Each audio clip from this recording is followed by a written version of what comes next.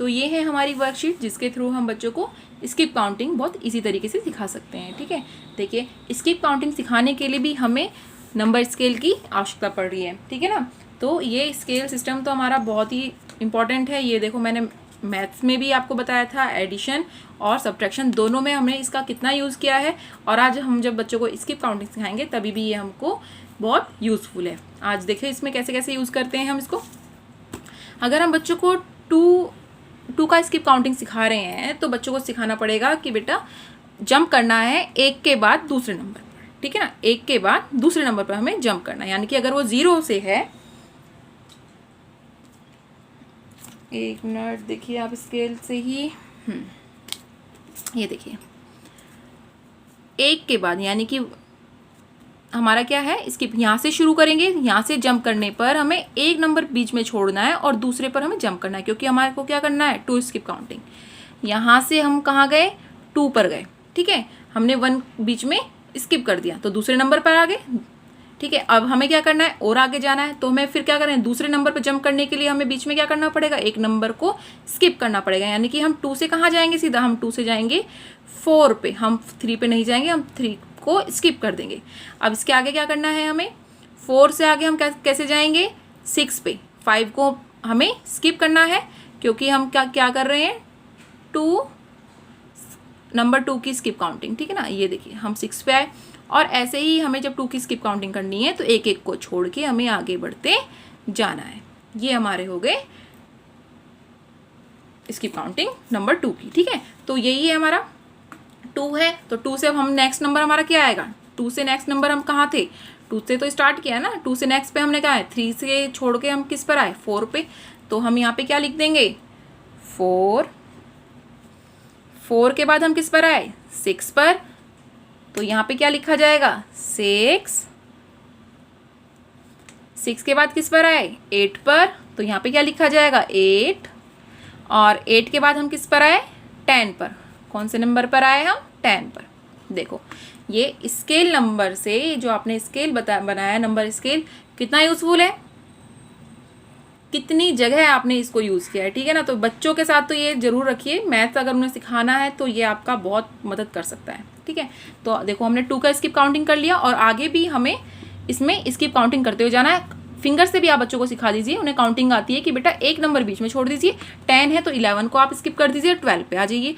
12 के बाद हमने 12 यहाँ पे लिख दिया है, अब क्या करना है, हमें 13 को स्किप करना है, और यहाँ पे क्या लिखना होगा, 14। तो ये आप आगे तक भी 20, 30 कहीं तक भी आप बच्चों को बढ़ा करके दे सकते हैं। उसको आप स्केल से शुरू करिए, बाद में उसको जब ये अच्छे से याद हो जाएगा कि हाँ एक नंबर बीच में गायब हो रहा है, उसको हम छोड़ रहे हैं, उसे हम नहीं ले रहे, तो वो अपने आप ही 10 के बाद 11 को छोड़ेगा, 12 लिख देगा, 12 के बाद वो 13 को स्किप कर देगा और 14 को लिख देगा। उसको फिर धीरे धीरे इस नंबर स्केल की ज़रूरत नहीं है, लेकिन बच्चे को शुरुआत में स्टार्ट करते वक्त बिगनर्स जो स्टूडेंट्स होते हैं हमारे, उनको हमें नंबर स्केल से सिखाएंगे तो उनको बस बहुत ज़्यादा हेल्प मिल जाती है इससे। वैसे ही हमारा 3 के लिए है, अब 3 के लिए हमें क्या करना पड़ेगा, नंबर स्केल का यूज़ कर लेते हैं। ये रहा 3 पे हमें क्या करना है, बीच में तीसरे नंबर पर जाने के लिए हमें क्या करना होगा, बीच में 2 नंबर को हमें स्किप करना होगा। जैसे कि ये 0 से स्टार्ट करेंगे तो 2 नंबर स्किप करेंगे, 1 और 2, हम सीधा 3 पे आ जाएंगे, फिर से हम 2 नंबर को स्किप करेंगे, 3, 4, 5 को हम स्किप करेंगे तो हम 6 पे आएंगे, 7, 8 को स्किप करेंगे, 9 पे आएंगे, और ये ऐसे ही आगे चलता जाएगा। ठीक है ना, तो अब इसमें हमने क्या करा है, 3 के बाद हमारा कौन सा नंबर आया है, 6 लिख देंगे। 6 के बाद हम किस नंबर पे पहुंचे, 9 पर, 9 लिख देंगे। 9 के बाद हम किस पे जाएंगे, ये बड़ा नहीं है तो फिर आगे हम बढ़ा सकते हैं इसको, या फिर फिंगर से आप बता दीजिए। 9 के बाद क्या है, हमें 2 नंबर को स्किप करना है, 10, 11 को स्किप किया तो हमारे पास क्या आया, 12 के बाद फिर 2 नंबर स्किप कर दीजिए, 13, 14 स्किप किया तो अब हमें क्या लिखना पड़ेगा, 15, वैसे ही आगे चलता जाएगा। ठीक है ना, एक ये वर्कशीट हो गई, और दूसरा है देखिए ये, इसमें क्या है, आप कुछ भी इमेज आप ड्रॉ करके दे दीजिए बच्चों को, और इस तरह से आप नंबर उनको लिख दीजिए। ठीक है ना, जैसे 2 का है, बस इसमें और किसी का नहीं लिखना, सिर्फ एक बार में एक ही नंबर का आप करेंगे। जैसे ये 2 का है, 2 की स्किप काउंटिंग है, तो इसमें हम 2 का ही करेंगे इसकी प्रैक्टिस, ठीक है ना। अब बस बच्चे को, जैसे हमने ऊपर नंबर स्केल पे हमने सिखा दिया था बच्चे को कि 2 के जब स्किप करते हैं तो एक नंबर बीच में हम छोड़ते हैं और उसके नेक्स्ट वाला हम लिख देते हैं। तो बस इससे लिखते चलिए, और इससे तो बच्चों को टेबल भी बहुत ईजी तरीके से याद हो जाता है। उस टेबल को याद करने में भी बच्चों को दिक्कत नहीं होती। देखो 2 स्किप करेंगे, 4 आएगा, 6 लिखा है, फिर क्या होगा, 6 के बाद हमें क्या करना है, 7 को छोड़ना है और 8 लिखना है। 8 के बाद हमें क्या करना है, 9 को स्किप करना है, 10, इसमें क्या करा है, 11 को स्किप करके 12 लिखा है।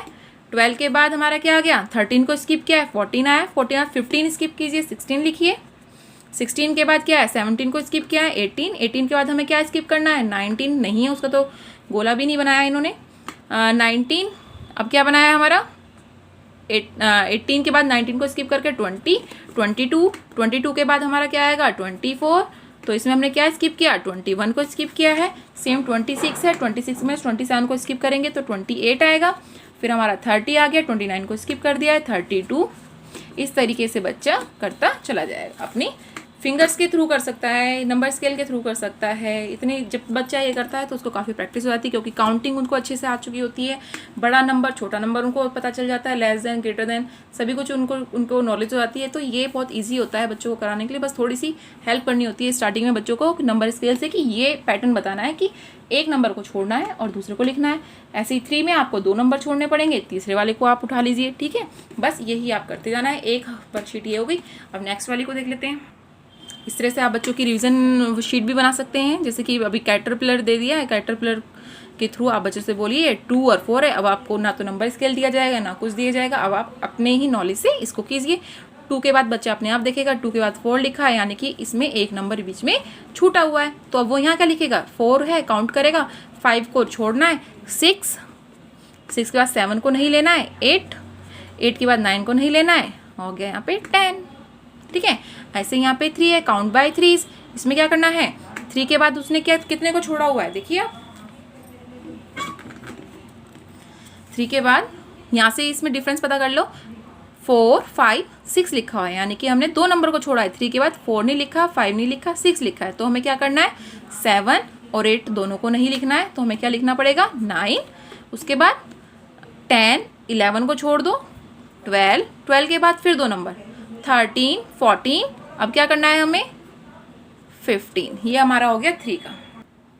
सेम हमारे पास वही 4 का पैटर्न भी है, यही है। 4 के बाद इसमें डिफरेंस पता कर लेगा बच्चा कि कितने की बात है, 4, 5, 6, 7, 8, यानी कि यहाँ पे 8 आ रहा है, तो इसमें बीच में कितने के बाद कितने नंबर स्किप हुए हैं, 5, 6, 7, यानी कि 3 नंबर हमें छोड़ने हैं। 3 नंबर के बाद अब बच्चा अपने आपस में करेगा, यहाँ पे क्या 8, 9, 10, 11 छोड़ना है, यहाँ पे क्या आएगा 12 को लिख दीजिएगा। 12 के बाद फिर से 3 नंबर छोड़ना है, 13, 14, 15 को छोड़ दिया, नेक्स्ट क्या है 16 के बाद फिर से 3 नंबर, 16 हमने लिख दिया है, 17, 18, 19, अब क्या लिखना है 20, 20, ठीक है। सेम अब हमारा 5 के लिए है। 5 के बाद क्या है 10 के बाद कितने का गैप करना है, 5 नंबर का आएगा 15, फिर आएगा हमारा 20 और फिर आएगा हमारा 25, ठीक है। ये हो गया। एक इस तरह की शेप्स आप दे सकते हैं ये बड़े नंबर्स के लिए। नंबर्स तो आप कोई भी ले लीजिए। बच्चों को इमेज के थ्रू अगर आप सिखाएंगे, इमेज को देख के बच्चा थोड़ा जल्दी अट्रैक्टिव होता है, तो जल्दी उसका मन करता है कि इसमें मैं काम करूं, इन इमेज के अंदर मुझे लिखना पड़ेगा, तो वो इस एक्साइटमेंट में काम करता है, उस सीखने का उसका इंटरेस्ट आता है। तो काउंट बाय टेंस, देखो ये बड़े नंबर हैं, 10 में क्या और बहुत ईजी भी है, 10 है, 10 में हमें नेक्स्ट क्या करना है, या तो बच्चों को सिखा दो 1 है, 1 के आगे बस काउंटिंग लिख दो, 1 से क्या शुरू होता है 2, 3, 4, 5, इस तरह की काउंटिंग लिख दो, 0 लिखा हुआ है 0 सबके पीछे ऐड कर दो, ठीक है। 2, 3, 4, 5, 1 से स्टार्ट हुआ है, और इन्होंने तो हमें डिफरेंस कुछ दिया ही नहीं है कि हमें कितने का डिफरेंस लेना है, नहीं ना, बस हमें लिखा हुआ है कि 10-10 का गैप करना है, 10 काउंट बाय 10 से, ठीक है। 10 को आपको स्किप करना है।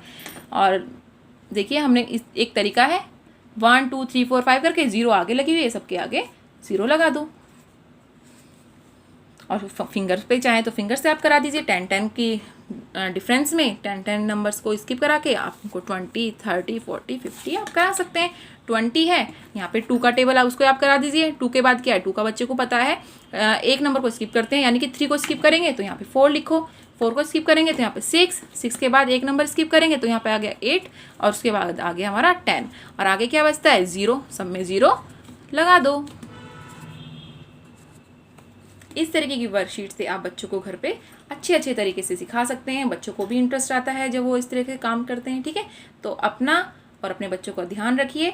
और अगर आपने मेरे चैनल को सब्सक्राइब नहीं किया है तो आप प्लीज़ मेरे चैनल को सब्सक्राइब कर लीजिए और लाइक करना ना भूलें और उस पर जो बेल आइकन है उस पर क्लिक करना बिल्कुल ना भूलें, ताकि मैं जो आपके बच्चों के लिए वर्कशीट लेकर आती हूँ उनको अच्छे तरीके से सबसे पहले आप तक पहुँच जाए। ठीक है ना, बस चलिए ठीक है, ओके, बाय बाय।